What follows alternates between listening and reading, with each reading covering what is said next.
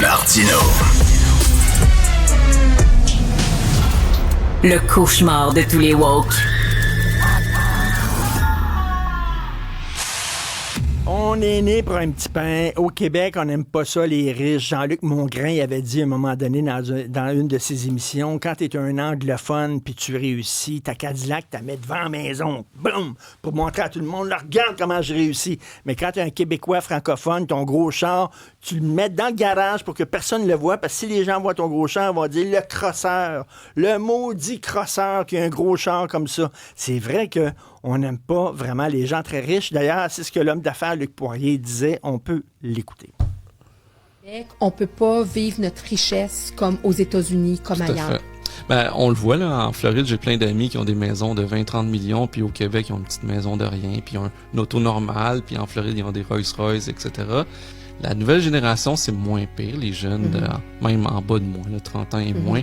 Puis en même temps, on l'a vu avec les carrés rouges, là, qu'ils se promenaient au centre-ville, ils graffinaient les Mercedes, les Audi, tout ça. On vient de la religion un peu catholique qui disait c'est pas bon l'argent. Fait qu'on on suit ça, c'est comme mal vu. Il est plus facile pour un chameau de passer à travers le chat d'une aiguille que pour un riche d'aller au paradis. C'est écrit texto dans la Bible. On en parle avec Francis Gosselin et Philippe Richard-Bertrand, les deux animateurs de l'excellent balado. Prends pas ça pour du cash, Francis.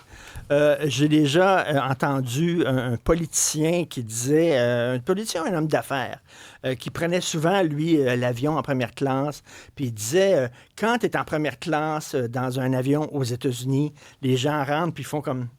Ils font te regarder, puis ils montent le pouce en l'air, de tabarnak, tu es en première classe, tout ça. Quand tu es à l'aéroport Trudeau ici, puis tu es en première classe, les gens rentrent en disant « maudit snob ».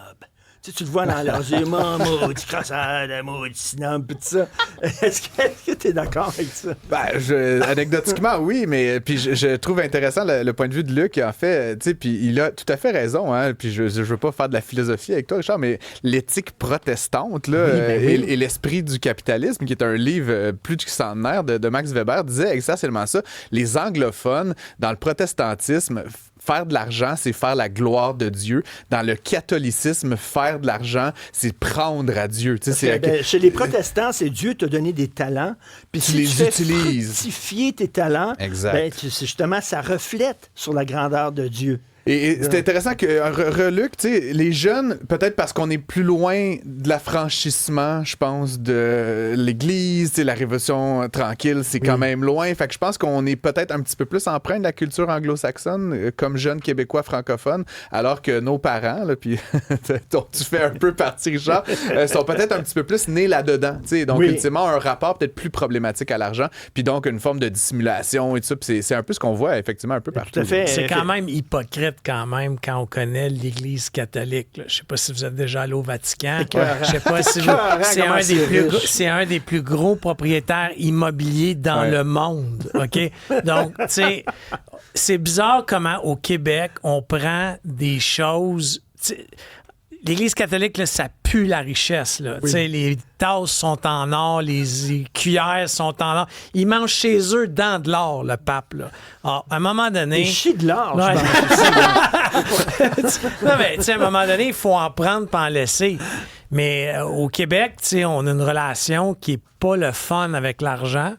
Mais encore une fois, il y a une différence entre en avoir, l'étaler devant tout le monde. J'ai rien contre Luc, que je connais bien, que c'est un homme d'affaires à succès qui est vraiment parti de rien. Là. C'est un homme d'affaires qui est parti, il habitait dans un HLM, là, puis aujourd'hui, il y a 1 milliard d'actifs sous gestion. Mais moi, quand je vois quelqu'un qui étale autant sa richesse... J'ai un petit problème avec ça, moi. Moi, j'ai aucun problème avec ça, personnellement. L'étaler, il l'étale. Je veux dire, il y a des Ferrari, il fait des photos de ses Ferrari. Là, je veux dire, est-ce qu'il l'étale? Un peu, dans une certaine mesure, mais moi, personnellement, j'ai aucun enjeu avec ça, mais je pense, puis c'est ce que c'est sous-entendu dans l'interview avec lui, c'est qu'il y a une frange de la population qui considère que la richesse, c'est le mal, la richesse, c'est dans ton édito, là. C'est le patriarcat, c'est le colonialisme. Comme toute forme d'enrichissement individuel doit avoir avoir une espèce de vice de procédure, là, quelque part. Il a dû crosser quelqu'un quelque part. Il a dû crosser quelqu'un pour avoir de l'argent comme ça. Mais tu sais, Alain Dubuc, il y a plusieurs années, a écrit un livre qui s'appelait Éloge de la richesse, puis en disant, on a besoin de riches, tu sais. Puis moi, quand j'ai appris que il y avait le Royal Mount, le nouveau supermarché là, pour les gens très riches. OK, il va y avoir une boutique Dior, il y a une boutique Gucci, il y a une boutique, tu sais, c'est comme un centre Franklin, mais encore plus prout-prout. Ben, je me disais, tant mieux. Si effectivement on ouvre des boutiques comme ça veut dire que Montréal devrait bien se porter. Ça veut dire qu'il y a des gens riches à Montréal. Puis c'est le fun qu'il y ait des gens riches dans une ville. Ben, puis pas que ça, il faut, Richard, des riches dans la société parce que, tu sais, je sais pas combien tu payes d'impôts, puis c'est personnel, mais, tu sais, je contribue, moi, pas mal à aider le système québécois comme entrepreneur.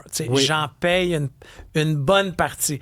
Alors, quand je vois les cheveux longs à crier dans les rues et à donner des coups ces casseroles, là, mais qu'on te charge réellement ce que ça vaut l'école, tu vas voir si tu fais ton 3e bac en canot. OK? Puis, non, mais c'est ça. La réalité, là, c'est que tu regardes, il y a un paquet de programmes éducatifs que, by the way, c'est nous 3 qui payent en partie. Là. OK? Puis tu te dis... On paye du monde pour aller à l'école. C'est des futurs chômeurs. Là. C'est sûr. Avec l'intelligence artificielle, c'est pire. Alors, à un moment donné, quelqu'un qui fait une maîtrise en manipulation de marionnettes, là. Tu sais, un moment... Puis je suis à la limite, j'ai rien contre, mais d'après, comme dit Phil, de se tourner de bord puis venir dire « les sacrés riches », c'est comme, à la limite, ce système-là est permis par la richesse d'autrui. Puis en tout cas, moi, j'ai beaucoup de respect pour les marionnettistes, mais qui se satisfassent de cette passion puis qui acceptent qu'il y a du monde qui ont choisi des carrières qui veut pas créer de la valeur pour la société, sont valorisés par les autres. Puis dans les faits, ben, je sais pas. Comme moi, comme économiste, là, le signal du prix, là, être prêt à donner une pièce pour quelque chose, c'est symptôme qu'il y a une valeur derrière ça. Fait que c'est une raison pour laquelle on paye plus cher les cardiologues que le monde qui passe la mop.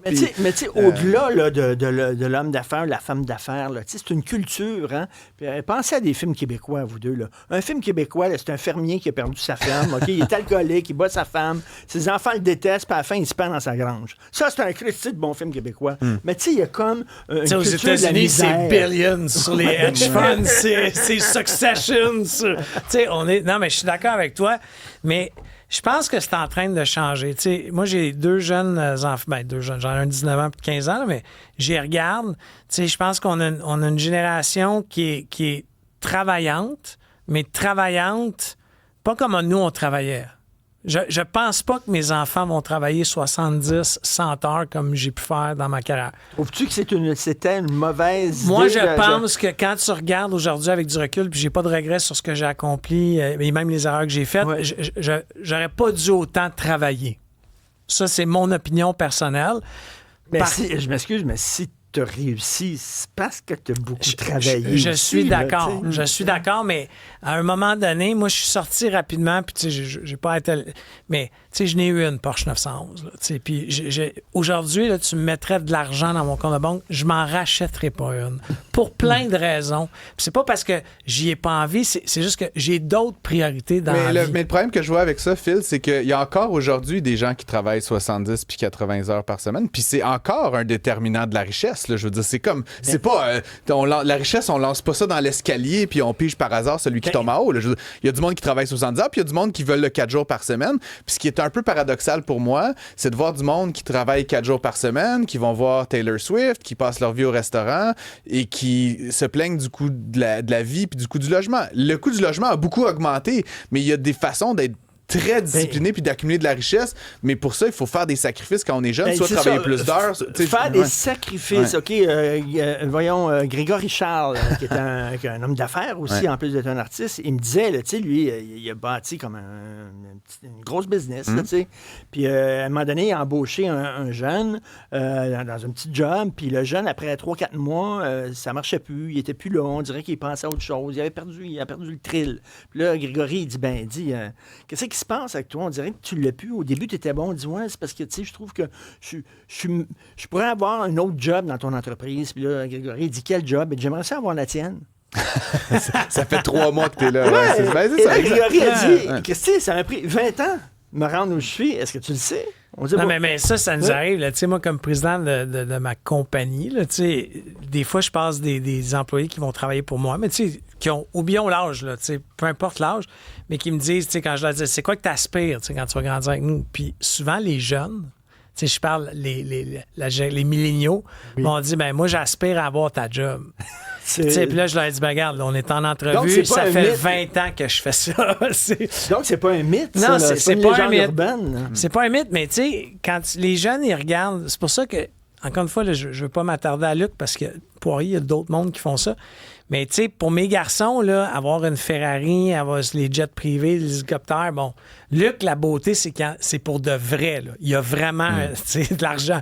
Mais quand tu regardes là, les alphas, là, les mâles alphas, là, les Julien Beaurival de ce monde, etc. Ou la jeune millionnaire là, qui avait emprunté 1 million à la banque puis qui était ergo millionnaire. Fallait lui expliquer qu'un millionnaire, c'est quelqu'un qui a une valeur nette d'1 million de dollars. mais tu sais, une autre affaire, là, moi, je vais souvent dans des... Bien, souvent, tu sais, quand je suis invité, dans des soirées caritatives, puis des affaires de même, le bal de ci, puis le bal de ça, puis bon.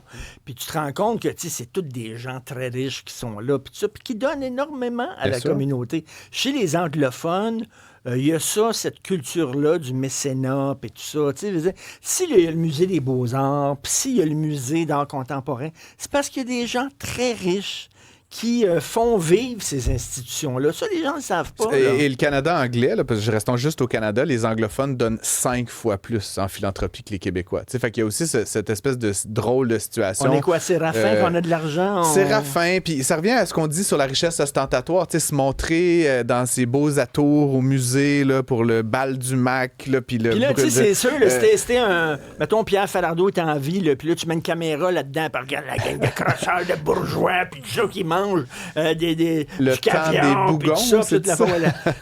Puis, oui, mais en même temps, attends une minute, c'est parce que ces gens-là, sais-tu quoi? Ben, il y a un encan après ça, là, puis ils vont payer super cher une cravate, je sais pas trop quoi, puis cet argent-là va aller au Musée des Beaux-Arts, puis eux autres sont super contents. Et il faut pas oublier qu'à quelques exceptions près, Richard, les riches, là, puis je peux, tu sais, comme économiste, le 10% le plus riche de la population paye tous les impôts. Fait qu'à un moment donné, il y a aussi cette drôle de critique de la richesse où on oublie que finalement, ce sont ces gens-là qui, à travers leur travail et leur fiscalité, mais moi c'est ce qui me fâche vivre, le plus là, de ceux qui se de plaignent de justement de t'es riche. Non, attends, je travaille fort.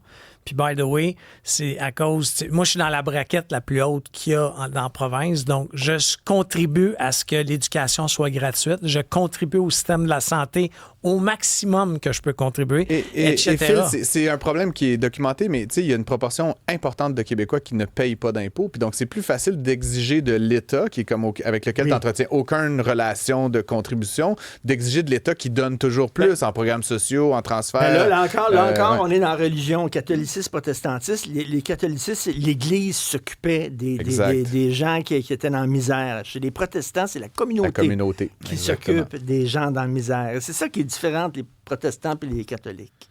Donc, les anglophones et les francophones. Là, on va un peu partout, mais il va falloir faire attention parce qu'il y a les chiffres, là, il y a 160 000 personnes qui sont sur l'aide sociale qui sont aptes à travailler au Québec. Là. Puis les business, on cherche des employés partout. Oui, là. comment t'expliques ça? Je te parle pas, encore une fois, là, quand je parle comme ça, des fois les gens disent il veut nous couper. Non, t'as un handicap, t'es pas capable de travailler, on va t'aider. C'est ça la beauté de la société québécoise. Par contre, t'es apte à travailler, puis tu sais, je peux comprendre que tu as eu une peine d'amour, je peux comprendre que plein de choses, mais tu peux pas avoir une peine d'amour 10 ans. Il faut que tu retournes sur le marché du travail à un moment donné. Mais là, il y en a 160 000 en ce moment qui sont aptes à travailler. Puis de l'autre côté, tu as les business qui cherchent de la main-d'œuvre, Tu dis, à un moment donné, mais dans les années de Bourassa avait créé les Boubou Macoute, je ne sais pas si vous vous rappelez de ça. Il allait cogner, puis c'était des enquêteurs qui allaient cogner chez toi à 10 h le matin. Est-ce que monsieur un tel est ici? Il n'est pas là. Okay, il est supposé d'être... Pourquoi on a tous ri comme des malades en regardant les bougons?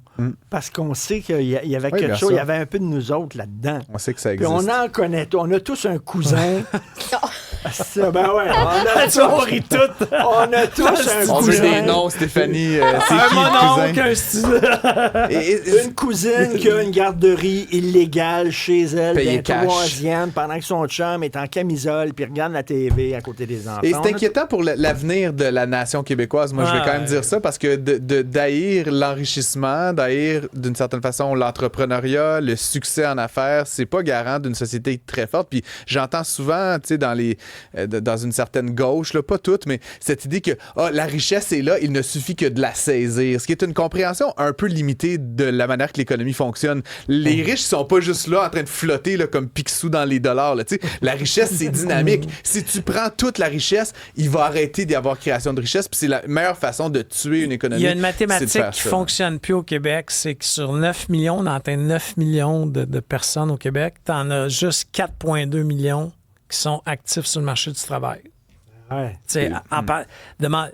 On est loin d'avoir des baisses d'impôts. Là. Ça s'en vient pas. Là. C'est pas dans la machine. Avec autant de personnes qui ne travaillent pas. Là. Ben, on va recevoir un chèque des gouvernements. C'est ça qu'on se dit. Hey, merci. Si vous avez aimé cette conversation-là, écoutez absolument l'excellent balado. Prends pas ça pour du cash. Ça, c'était rien qu'un avant-goût. Et Max-Émile vous attend avec un contrat parce qu'on veut vous avoir chaque semaine. Il vous attend avec un contrat. Vous allez signer. Max-Émile, c'était trop bon. Alors, Francis Gosselin et Philippe Richard Bertrand, merci beaucoup. Richard. Merci, Bientôt. salut.